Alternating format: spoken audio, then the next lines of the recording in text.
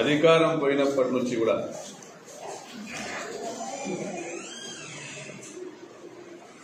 ఆయన కానీ ఆయన కుమారుడు కానీ ఆయన ప్రధానమైన కోటరీ కానీ అధికారం పోయినప్పటి నుంచి పూర్తిగా డిప్రెషన్ లేకపోయినారు. డిప్రెషన్ లేకపోయి ఈ రాష్ట్ర ప్రజలు సర్వనాశనం కావాలా, మాకు ఓటు వేయని ప్రజలు సర్వనాశనం కావాలని, మమ్మల్ని ఓడించిన ఈ రాష్ట్రానికి అప్పులు పుట్టకూడదు,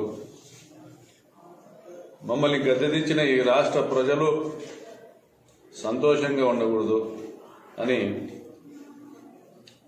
ప్రజల్ని దూషించుకుంటా తమకున్నటువంటి మాధ్యమాల్లో ముఖ్యమంత్రిని దూషించుకుంటా అనేక సందర్భాల్లో తమ ఆక్రోశాన్ని వెలుబుచ్చినారు. వారి ఫ్రస్ట్రేషన్ పీక్స్ లో ఉందనడానికి కొన్ని ఉదాహరణలు ఏమంటే, ఈ మధ్యకాలంలో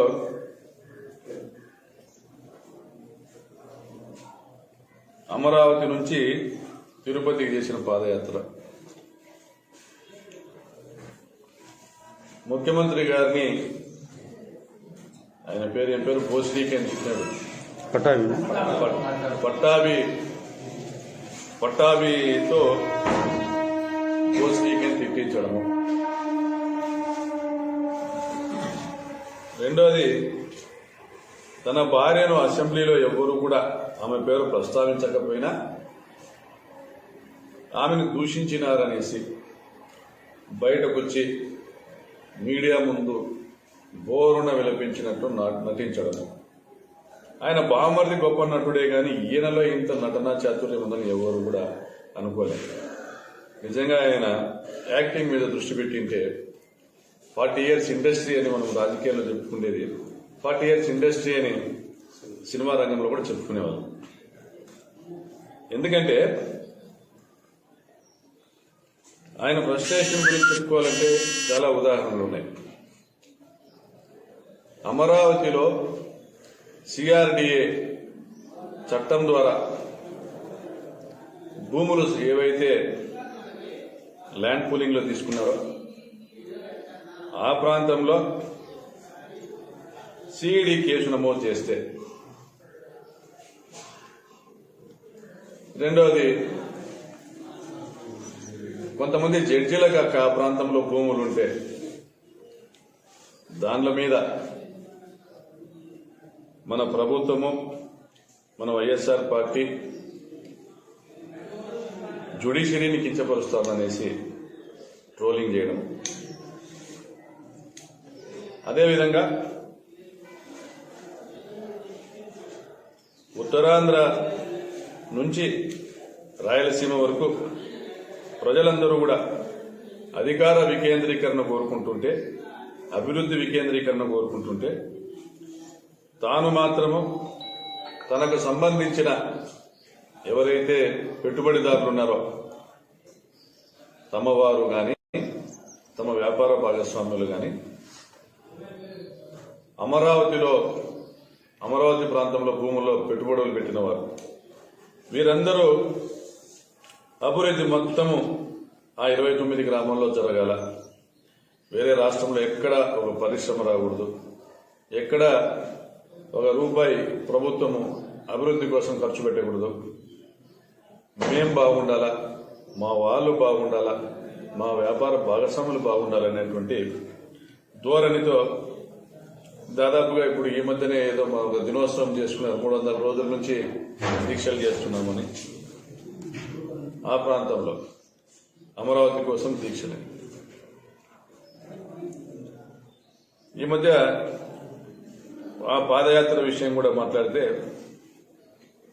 అమరావతి అభివృద్ధి చెందాలనేసి న్యాయస్థానం టు దేవస్థానం అని అమరావతి ప్రాంతం నుంచి తిరుపతికి రావడం, దీన్ని పాదయాత్ర కాదు, ఇది చంద్రబాబు బినామీల రియల్ ఎస్టేట్ యాత్ర అని రాష్ట్ర ప్రజలు భావిస్తా ఉన్నారు. ఈయన ఏమంటాడంటే, చంద్రబాబు గాని ఆయన తరఫున ఒకరితో పుచ్చుకొని మాధ్యమాల్లో మాట్లాడేటువంటి సోకాల్ మేధావులు గాని అమరావతి ప్రాంత రైతులు ఎవరైతే ఈ 30,000 ఎకరాల్లో భూములు ఇచ్చినారో వాళ్ళు ఈ రాష్ట్ర ప్రయోజనాల కోసం 13 జిల్లాల కోసం త్యాగాలు చేసినారు.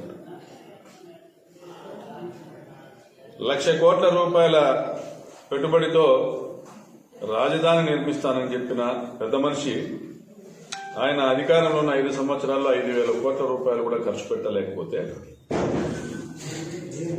ఆయన ఇంక 20 సార్లు అధికారంలోకి వచ్చినా కూడా ఆ 1,00,000 కోట్ల రూపాయలు ఖర్చు పెట్టలేని పరిస్థితి, రాజధాని నిర్మించలేని పరిస్థితి, ఇది వాస్తవం అనేసి ప్రజలందరూ కూడా తెలుసుకున్నప్పటికీ రాష్ట్ర వ్యాప్తంగా ఆయనకు సంబంధించినటువంటి పెట్టుబడిదారులు, ఆయన పార్టీ వాళ్ళందరూ కూడా ఆయనకైన వాళ్ళందరూ కూడా అమరావతి రాజధాని నిర్మాణం గురించి పగటి కలలు కంటున్న వాళ్ళందరూ కూడా మాకు అన్యాయం జరిగింది అని మాట్లాడుతూ ఉన్నారు. వాళ్ళు చేసింది ఏమంటే ప్రతి రైతు కూడా ఎవరైతే భూములు ఇచ్చినారో ఆ భూములు ఇచ్చిన రైతులను మనం ఎక్కడ కూడా విమర్శించడం లే. ప్రభుత్వము మీ భూమి విలువ 10 లక్షల రూపాయలు చేస్తుంది, మేము అమరావతి రాజధాని నిర్మాణం చేసి అందులో మీ ప్రతి ఒక్క ఎకరాకి కూడా అభివృద్ధి చేసినటువంటి భాగంలో 25% భూమి మీకు ప్లాట్ల రూపంలో ఇస్తాం, కమర్షియల్ ప్లాట్లు కానీ రెసిడెన్షియల్ ప్లాట్ల రూపంలో కానీ ఇస్తాం. ఆ ప్లాట్ల విలువ 2 నుంచి 5 కోట్లు చేస్తుంది అని నమ్మబలికినారు. అక్కడ మరో జూబ్లీ హిల్స్ వస్తుంది, మరో బంజారా హిల్స్ వస్తుంది, మరో మాదాపూర్ వస్తుంది, మరో గచ్చిబౌలి వస్తుందని చెప్పి నమ్మబలికినారు. వారి మాటలు చాలా తీయగా ఉంటాయి. ఎంత కమ్మగా ఉంటాయంటే కొత్తగా ఇంటికి వచ్చిన అల్లుడికి ఏ విధంగా సాధారణంగా ఆహ్వానం పలికి మర్యాదలు చేస్తారో, ఎంతగా గౌరవిస్తారో అంత కమ్మగా ఉంటాయి. ఆ కమ్మని మాటలకు, ఆ ఇంపైన మాటలకు మోసపోయిన అమరావతి ప్రాంత రైతులందరూ ల్యాండ్ పూలింగ్ లో భూములు ఇచ్చినారు. వాళ్ళు భూములు ఇచ్చిన వాళ్ళు మా భూములు మాకు వెనకిచ్చినా మాకు ఇబ్బంది లేదు అని భావిస్తున్నప్పటికీ కూడా ఇక్కడ అమరావతి వస్తుందని నమ్మి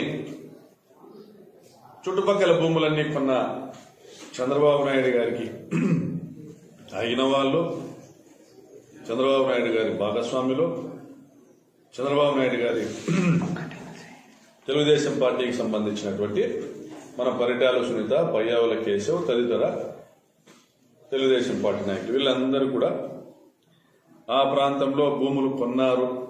అవును, కొన్నామంటున్నారు. రాజధాని వస్తుందని తెలిసి కొన్నామంటున్నారు. వీళ్ళందరికీ కూడా బాధ. ఇలాంటి వాళ్ళు చాలా మంది ప్రతి జిల్లాలోనూ తెలుగుదేశం పార్టీ అధికారంలో ఉన్నప్పుడు తెలుగుదేశం పార్టీ నాయకులందరూ చాలా మంది కొన్నారు. ఎక్కడ కొనాలో ముందుగానే తెలియజెప్పుకున్నారు. తమ వారినందరినీ ఆర్థికంగా స్థితిమంతులు చేయాలనేసి గతంలో హైదరాబాద్లో హైటెక్ సిటీ వస్తుందని ముందుగా తెలిసి ఆ ప్రాంతంలో మురళీమోహన్ లాంటి తమ వారందరికీ ఏ విధంగా భూములు కొనిపించినారో, రామోజీరావు గారు లాంటి వాళ్లకు ఎంతో మంది పెట్టుబడిదారులు పేర్లు ఎందుకు చాలా మంది ఉన్నారు. ఆ తమ వారికి సంబంధించినటువంటి ఆ కొనుగోలు వ్యవహారాల్లో దగ్గరుండి ముందు జాగ్రత్తగా అప్పట్లో చంద్రబాబు నాయుడు గారు ఏ విధంగా కొనుగోలు చేయించి హైటెక్ సిటీ వచ్చిన తర్వాత ఆ ప్రాంతంలో చంద్రబాబు గారు తన నోటెంబడి చెప్పినట్లుగా 1,00,000 రూపాయలు కొన్న భూమి ఈరోజు 30 కోట్ల రూపాయలు అవుతుందనేసి ఆయన నోటెంబడి చెప్పినట్లుగా ఆ విధంగా సంపద సృష్టించినామని చంద్రబాబు నాయుడు గారు చెప్పినట్లుగా ఇప్పుడు మరొక ప్రపంచ స్థాయి నగరం గురించి, సింగపూర్ స్థాయి నగరం గురించి, హాంకాంగ్ స్థాయి నగరం గురించి, బీజింగ్ స్థాయి నగరం గురించి ఏవైతే వీరు కలలు కన్నారో అటువంటి మహానగరం అక్కడ నిర్మించబోతున్నామని ఏవైతే వీళ్ళు కలలు కన్నారో ఆ విధంగా ప్రచారం చేశారో తమ కలలన్నింటినీ కూడా ఆ ప్రచారానికి తగ్గట్టుగా తమ వాళ్ళందరితోనూ కూడా భూములు కనిపించారు. అక్కడ నిజంగా అమరావతి నగరము నిర్మాణము చేయాలంటే 1,00,000 కోట్లు కావాలి. కేవలం రోడ్లకు, డ్రైనేజీలకు, పవర్ సప్లై, వాటర్ అరేంజ్మెంట్స్కి తెచ్చేటువంటి కెపాసిటీ మన రాష్ట్రానికి లేదు. ఎందుకంటే తెలుగుదేశం ప్రభుత్వం వచ్చిన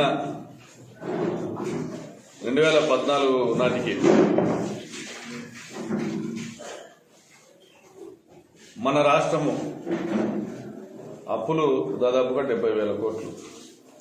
తెలుగుదేశం ప్రభుత్వం దిగిపోయిన నాటికి 3,57,000 కోట్లు బడ్జెట్, నాన్ బడ్జెట్కి సంబంధించినటువంటి లోన్స్. 3,57,000 కోట్లు అంటే ఈరోజు మనము నెల 4,000 కోట్లు చంద్రబాబు నాయుడు గారు చేసిన అప్పులకు వడ్డీలు కడతా ఉన్నాం. గత 30 నెలలుగా 1,20,000 కోట్ల రూపాయల వడ్డీలు మనం కట్టినాం. ఇవన్నీ కడుతూ లేదా ఇవన్నీ కూడా మనకు లయబిలిటీస్ కింద పెరుగుతూ వచ్చినా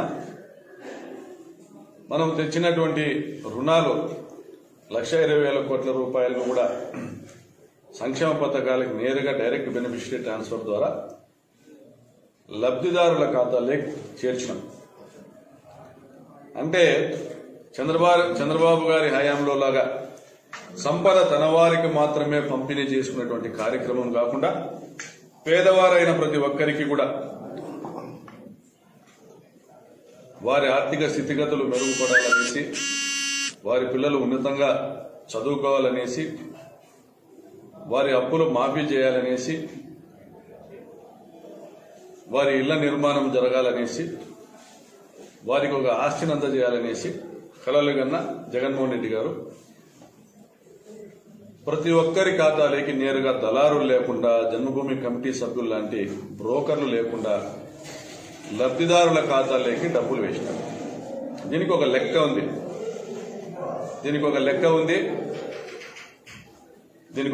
ఉంది.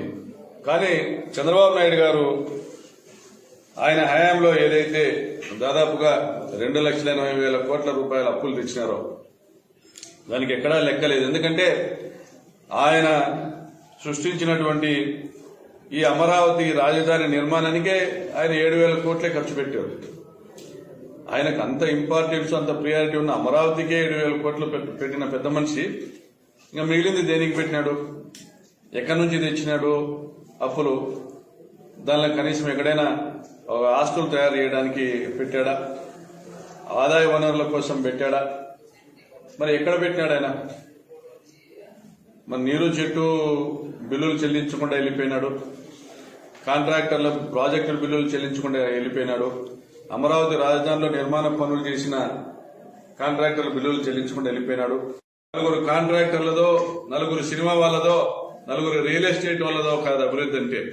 రాష్ట్ర వ్యాప్తంగా 4 మూలలా ఉన్నటువంటి 4 కోట్ల ఆంధ్ర ప్రజానీకానికి మనం సంపద పంచినప్పుడే అభివృద్ధి అనేసి జగన్మోహన్ రెడ్డి గారు చేసి చూపిస్తా ఉన్నారు. భవిష్యత్తులో కూడా ఆదాయాలు పెంచుకునే మార్గాలు చేస్తారు, తప్పనిసరిగా అభివృద్ధి కూడా చేస్తారని ఈ సందర్భంగా తెలియజేస్తూ చివరిగా జిల్లా తెలుగుదేశం పార్టీని మరొకమారు హెచ్చరిస్తా ఉన్నాం. అనంతపురము జిల్లాలో అభివృద్ధి కావాలని కోరాలా, 13 జిల్లాలో అభివృద్ధి జరగాలని కోరాలా, అమరావతి ప్రాంతంలో మాత్రమే అభివృద్ధి పరిమితం కాకూడదనేసి కూడా స్టేట్మెంట్ ఇవ్వాలా, అనంతపురం జిల్లాతో సహా రాయలసీమ ప్రాంతంలో కూడా అభివృద్ధి జరగాలని స్టేట్మెంట్ ఇవ్వాలా, శ్రీబాగ్ ఒడంబడికను గౌరవించి న్యాయ రాజధాని ఇవ్వాలనేసి స్టేట్మెంట్ ఇవ్వాలా. లేని పక్షంలో రాయలసీమ ప్రాంత ప్రజలందరూ మిమ్మల్ని తరిమి కొడతారనే సందర్భంగా హెచ్చరిస్తూ సెలవు తీసుకుంటున్నాను. రాయలసీమలో రాజధాని ఉండాలని మీరు డిమాండ్ చేయాలా? లేదా ఇప్పటికే బాగా అభివృద్ధి చెందినటువంటి విజయవాడ, గుంటూరు లేదా విశాఖపట్నంలో రాజధాని ఉండాలని మీరు డిమాండ్ చేయాలా? ఎందుకంటే మన దగ్గర డబ్బులు లేవు, మీరు నాకేసిపోయినారు. మీరు అధికారంలో దిగిన రోజు యనమల రామకృష్ణుడు చెప్పినాడు 100 కోట్లకు మించి ఖజానాలో లేవు, నెలకు 6,000-7,000 కోట్లు కావాలి జీతాలు ఇవ్వడానికి, జీతభత్యాలు కూడా ఇవ్వలేని పరిస్థితి ఉంది రాష్ట్రంలో. జగన్మోహన్ రెడ్డి ఏం పరిపాలన చేస్తా అన్నారు. కార్ నివేదిక ఇచ్చింది. చంద్రబాబు నాయుడు హయాంలో నాన్ ప్రొడక్టివ్ ఇన్వెస్ట్మెంట్ అంటే ఆదాయం సంపాదన రానటువంటి పెట్టుబడులు పెట్టడం వల్ల రాష్ట్రం అప్పుల పాలైపోయింది. ఈరోజు చేసిన అప్పులకు వడ్డీలు కట్టలేని పరిస్థితిలోకి వచ్చింది. ఆ వడ్డీలు కట్టడానికి మళ్లీ అప్పులు తీసుకుని రావాల్సిన పరిస్థితిలోకి వచ్చింది. కాబట్టి చంద్రబాబు నాయుడు విఫల ఆర్థిక పథకాలే, చంద్రబాబు నాయుడు గారు చేపట్టినటువంటి విఫల ఆర్థిక పథకాలే ఈరోజు ఆయన నిర్ణయాలే, ఆ విఫలమైనటువంటి ఆర్థిక నిర్ణయాలు ఈరోజు రాష్ట్రము అప్పుల పాలవడానికి కారణము. అందువల్లనే ఈరోజు మనము అధిక అప్పులు ఉన్నటువంటి రాష్ట్రము అని ఈరోజు కేంద్రం కూడా మన గురించి మాట్లాడేటువంటి పరిస్థితి. దీనికి అంతటికీ కారణం చంద్రబాబు నాయుడు గారే. అటువంటి పరిస్థితుల్లో కూడా జగన్మోహన్ రెడ్డి గారు 1,50,000 కోట్ల రూపాయలను సంక్షేమ పథకాల ద్వారా ప్రజలకు పంచి ప్రజలను కాపాడుకుంటూ వస్తున్నారు. ఎమ్మెల్యేలు, మీ నిజ స్వరూపాలు చూసిన ఎమ్మెల్యేలు, మీ ప్లస్లు మైనస్లు తెలిసిన ఎమ్మెల్యేలు మిమ్మల్ని తిరుగుతా ఉన్నారు.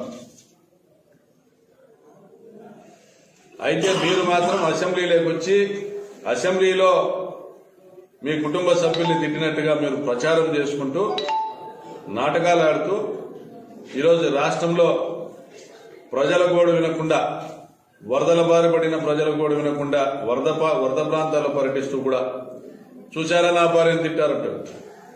సిగ్గుగా లేదా చంద్రబాబు నాయుడు గారు?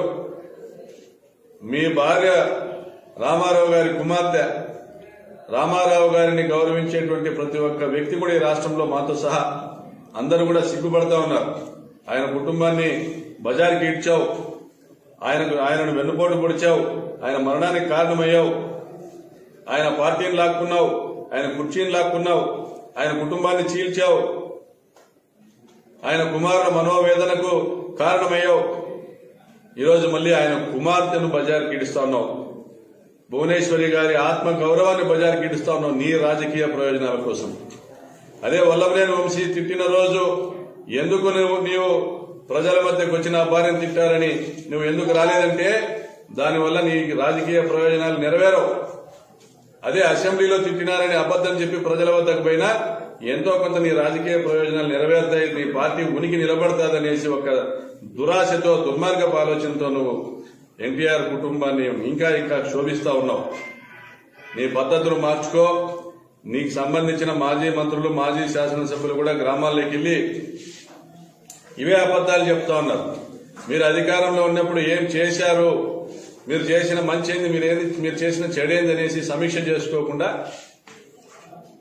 మీరు చేసిన అప్పుల వల్ల రాష్ట్రం అధోగతి పాలైతే దాని విషయంలో మీ నిజాయితీగా మీ తప్పులు ఒప్పుకోకుండా ఈరోజు గ్రామాలకు వెళ్లి నాలుగు కోస్తామంటారు. ఎవరు నాలుకలు కోస్తారు? 25 ఏళ్లుగా మీరు అధికారంలో ఉంటే మీ వెంట నడిచినటువంటి ప్రజల నాలుకలకు వస్తారా? మిమ్మల్ని నమ్మి మోసపోయినటువంటి డ్వాక్రా మహిళల నాలుకలకు వస్తారా? మిమ్మల్ని వ్యతిరేకించి మిమ్మల్ని ఇంటిదారి పట్టించినటువంటి ప్రజల నాలుకలకు వస్తారా?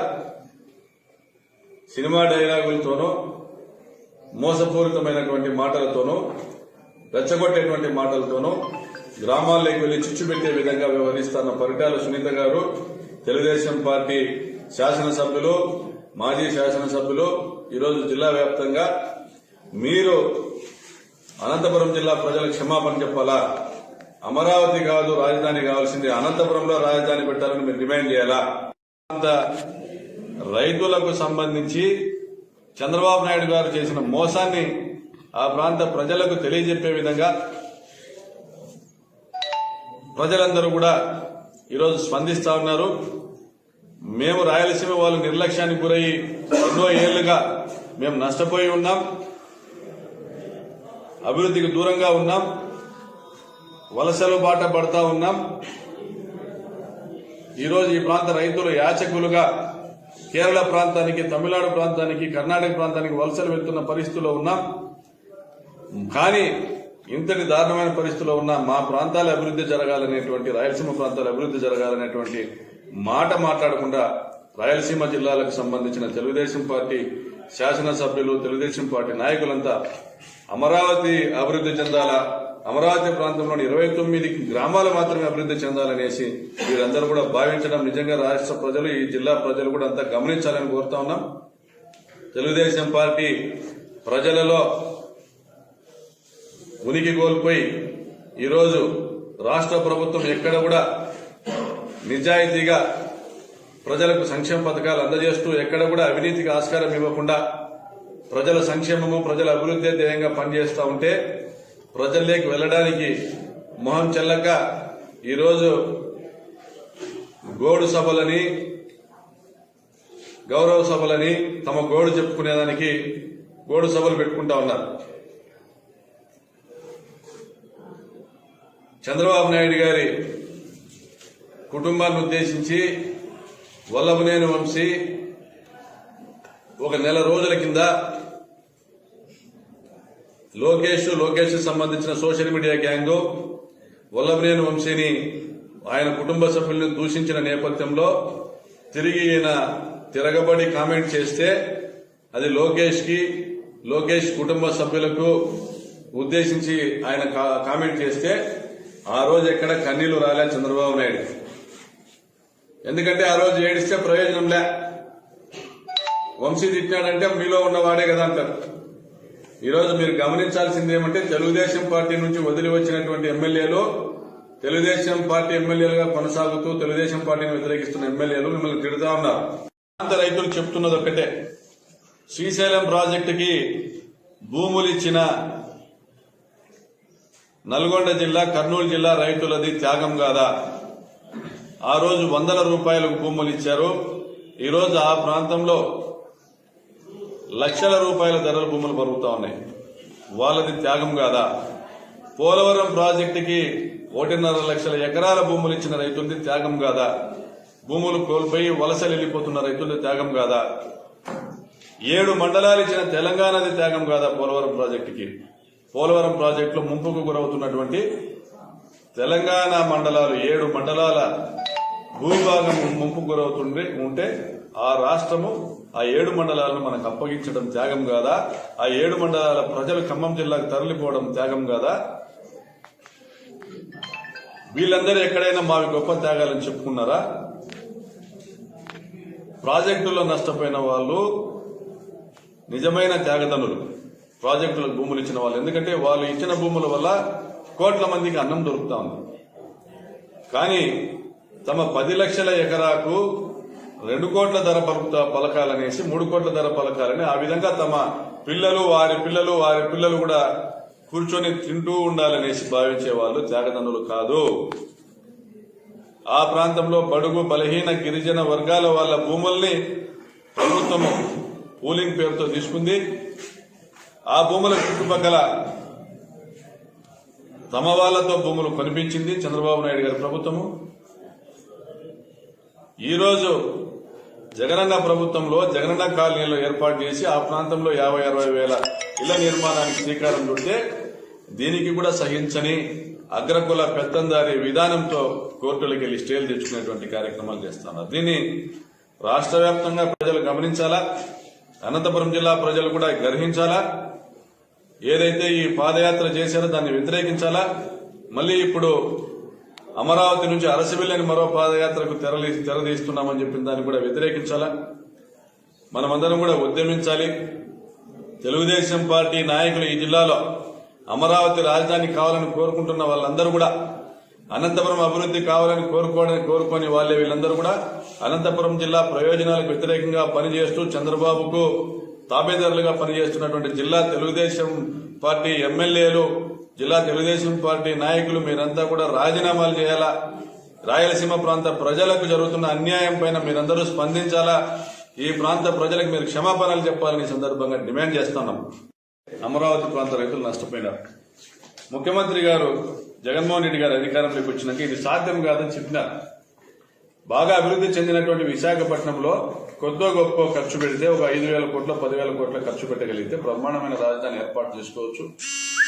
విశాఖపట్నానికి ఉన్న హంగు వల్ల, అక్కడ ఉన్నటువంటి జియోగ్రఫికల్ అడ్వాంటేజెస్ వల్ల, అక్కడ ఆల్రెడీ జరిగినటువంటి ఇండస్ట్రియల్ డెవలప్మెంట్ వల్ల, ఇప్పటికే ఏర్పడినటువంటి మహానగరం వల్ల సాఫ్ట్వేర్ కంపెనీలు వస్తాయి, టెక్స్టైల్ కంపెనీలు వస్తాయి, ఇండస్ట్రీస్ వస్తాయి, ఫార్మా కంపెనీస్ వస్తాయి, అన్ని పరిశ్రమలు వస్తాయి, ఆదాయం పెరుగుతుంది, రియల్ ఎస్టేట్ పెరుగుతుంది, భూముల విలువ పెరుగుతుంది, తద్వారా రిజిస్ట్రేషన్లు పెరుగుతాయి, వ్యాపారాలు పెరుగుతాయి, తద్వారా జీఎస్టీలు వస్తాయి, ఒక అభివృద్ధి జరుగుతుంది, ఆదాయం పెరుగుతుంది అని భావించారు. అదేవిధంగా అమరావతికి అన్యాయం జరగకోకుండా ఆ ప్రాంతంలో అసెంబ్లీని అలాగే కొనసాగిస్తూ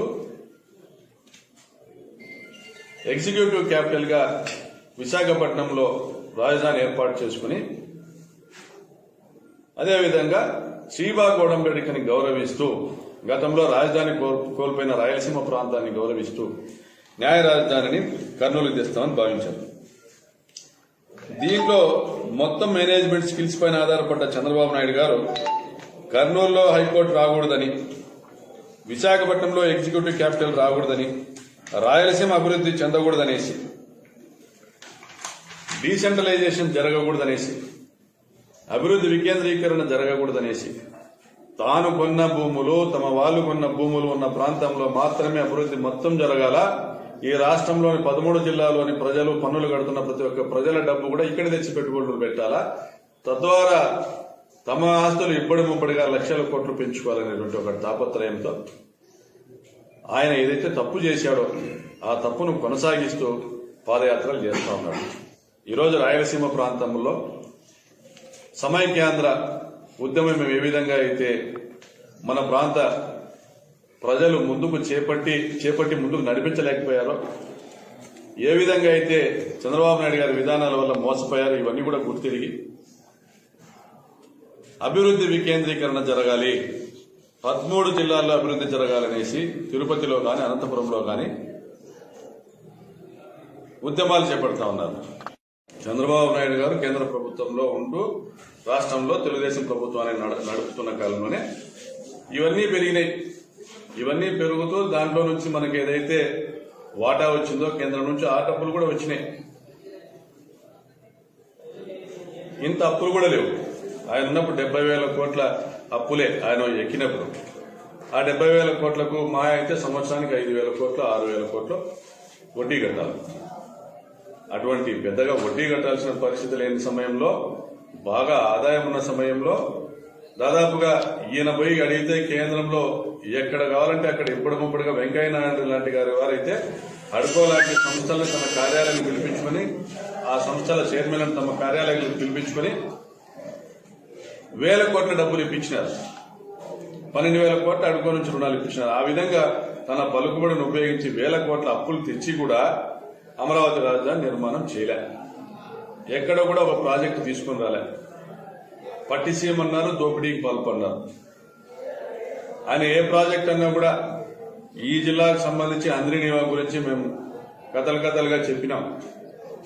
ఉన్న కాంట్రాక్టులు రద్దుపరిచి దానిని 10 రెట్లు 12 రెట్లు 20 రెట్లు అంచనాలు పెంచి దోపిడీలు చేస్తా ఉన్నారు, చేసుకుంటూ పోయినారు. ఇంత దోపిడీ చేసిన పెద్ద మనిషి, ఆయన హయాంలో అమరావతి రాజధాని నిర్మాణం చేయలేని పెద్ద మనిషి ఈరోజు ఉసిగొలుపుతా ఉన్నారు ప్రాంతాల మధ్య విదేశాలు. అమరావతి నుంచి తిరుపతికి యాత్ర చేశారు. ఇది రైతుల విజయం అన్నారు. అమరావతి రైతుల విజయం, ఈ రాష్ట్ర ప్రజల విజయం అన్నారు. మేము అడుగుతా ఉన్నాం, వెనకబడిన అనంతపురం జిల్లాకు రాజధాని కావాలని మేము అడుగుతాం, కర్నూలుకు న్యాయ రాజధాని కావాలని మేము అడుగుతాం. మాకు హక్కు లేదా? ఆ మాత్రం భూములు మేము వేయలేమా? ఎగ్జిక్యూటివ్ క్యాపిటల్ విశాఖపట్నానికి రాకూడదా? ఆ ప్రాంతం అభివృద్ధి కాకూడదా? ఎందుకు చెప్తా ఉన్నారంటే జగన్మోహన్ రెడ్డి గారు 30,000 ఎకరాలు ప్రభుత్వ భూములు అయి ఉంటే రాజధాని అనేదానికి ఎవరికి కూడా మనం డబ్బు కట్టాల్సిన పనిలే. రైతులకి మనం పెట్టే ప్రతి ఒక్క పెట్టుబడి కూడా, దాని నుంచి వచ్చే ప్రతి ఒక్క ఆదాయం కూడా అది రాష్ట్రానికి చెందుతుంది. లేకపోతే ఆ అభివృద్ధి నుంచి వచ్చేటువంటి ఫలాలన్నీ కూడా ఆ భూములు ఇచ్చిన వాళ్లకు చెందుతాయని అసెంబ్లీలోనే చెప్పినారు. ఇవన్నీ తెలిసినప్పటికీ కూడా చంద్రబాబు నాయుడు గారు తాను భూములు కొన్న దగ్గరే రాజధాని రావాలనేసి, తన బినామీలు భూములు కొన్న దగ్గరే రాజధాని రావాలనేసి ఆయన ఒక నియంతలాగా నిర్ణయం తీసుకుని ముందుకు వెళ్ళిపోయినారు. చెల్లించుకుని వెళ్ళిపోయినాడు. రోడ్ల కాంట్రాక్టర్లు, ఇరిగేషన్ కాంట్రాక్టర్లు దాదాపుగా 43,000 కోట్ల రూపాయలు కాంట్రాక్టర్ బిల్లులు చెల్లించకుండా దిగిపోయినాడు. 27,000 కోట్ల రూపాయలు నేరుగా కరెంటు బకాయిలు డిస్కమ్లకు చెల్లించకుండా దిగిపోయినాడు. 2 సంవత్సరాల ఫీజు రియంబర్స్మెంట్ డబ్బులు దాదాపు 4,000 కోట్ల రూపాయలు చెల్లించకుండా దిగిపోయినాడు. ఇండస్ట్రియల్ సబ్సిడీస్ దాదాపుగా 1,800 కోట్లు, అదేవిధంగా 1,200 కోట్ల రూపాయలు డ్రిప్పులు స్ప్రింక్లర్లకు సంబంధించిన కాంట్రాక్టర్లకు చెల్లించాల్సిన బకాయి. ఇవన్నీ చెల్లించకుండా దిగిపోయినాడు ఆయన. ఇవి కాకుండా తాను చేస్తానన్న డ్వాక్రా రుణమాఫీ 26,000 కోట్ల రూపాయలు కూడా చెల్లించకుండా దిగిపోయినాడు. తాను చేస్తానని చెప్పినటువంటి రైతు రుణమాఫీ 87,000 కోట్ల రూపాయల బకాయిలు కూడా చెల్లించకుండా దిగిపోయినాడు. మరి ఇవన్నీ కూడా ఈరోజు జగన్మోహన్ రెడ్డి గారు కడుతున్నారు. ఇవన్నీ కూడా జగన్మోహన్ రెడ్డి గారు అప్పులు చేస్తున్నాడో ఆస్తులు అమ్ముతున్నాడో ఇవన్నీ కూడా చెల్లిస్తా ఉన్నాడు జగన్మోహన్ రెడ్డి గారు. ఇవన్నీ చెల్లించడానికి సంవత్సరాలు పడుతుంది. ఆ రోజు ఆయన డ్వాక్రా మహిళలకు రుణమాఫీ ఎగ్గొట్టకుండా కట్టి ఉంటే ఈరోజు జగన్మోహన్ రెడ్డి పైన 26,000 కోట్ల భారం పడేది కాదు. కానీ ఆ మహిళలందరూ కూడా ఆర్థికంగా బలోపేతం కావాలా, మోసపోయినటువంటి ఆ సంఘాలన్నీ మళ్లీ దానికి పునర్నిర్మాణం జరగాల, జీవం పోసుకోవాలనేసి డబ్బులు కడతాం. ఇవన్నీ కూడా జగన్మోహన్ రెడ్డి గారు చేస్తా ఉన్నారు. జగన్మోహన్ రెడ్డి గారు 40 సంవత్సరాల అనుభవం ఉన్న జ్ఞాని కాదు. చంద్రబాబు లాగా అజ్ఞాని అయితే మాత్రం కాదు. ఎందుకంటే బాగా ఆదాయం ఉన్న సమయం చంద్రబాబు నాయుడు గారు ముఖ్యమంత్రిగా ఉన్న సమయంలో కేంద్రంలో బీజేపీ అధికారంలో ఉంది. బీజేపీ ప్రభుత్వంలో తెలుగుదేశం పార్టీ ఉంది. ఎన్డీఏలో డిమానిటైజేషన్ అప్పుడే జరిగింది. జీఎస్టీ అప్పుడే వచ్చింది. 18% నుంచి 28% జీఎస్టీ వచ్చింది. ప్రతి కొనుగోలు పైన 18 నుంచి 28% జీఎస్టీ కేంద్రానికి పోయింది. దాంట్లో సగం భాగం రాష్ట్రానికి పోయింది. అదేవిధంగా పెట్రోల్ ధరలు, డీజిల్ ధరలు, గ్యాస్ ధరలు సగానికి సగం పెరిగినాయి.